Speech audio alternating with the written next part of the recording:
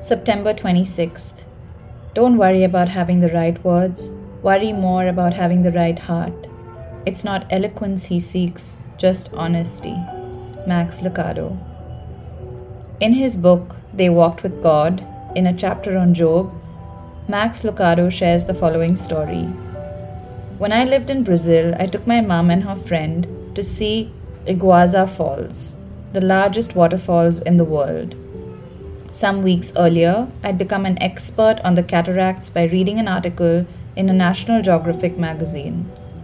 Surely, I thought, my guests would appreciate their good fortune in having me as a guide. To reach the lookout point, tourists must walk a winding trail that leads them through a forest. I took advantage of the hike to give an Iguazu nature report to my mum and her friend. After some minutes, however, I caught myself speaking louder and louder. A sound in the distance forced me to raise my voice. With each turn in the trail, my volume increased. Finally, I was shouting above a roar, which was proving to be quite irritating. Only after reaching the clearing did I realize that the noise we heard was the waterfalls. My words were drowned out by the force and fury of what I was trying to describe. I could no longer be heard. There are times when to speak is to violate the moment, when silence represents the highest respect. The word for such times is reverence. The prayer for such times is hallowed be thy name.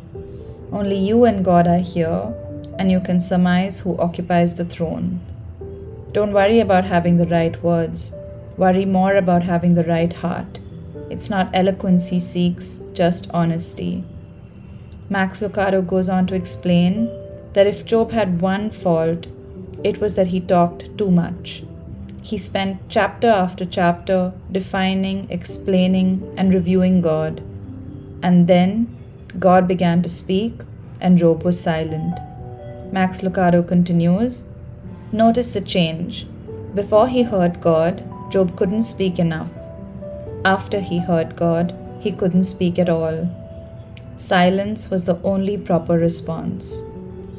God is not interested in our words. He is interested in our hearts.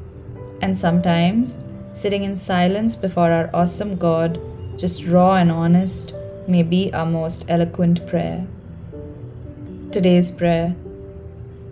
Father, may I always have the right heart when I come to you in prayer.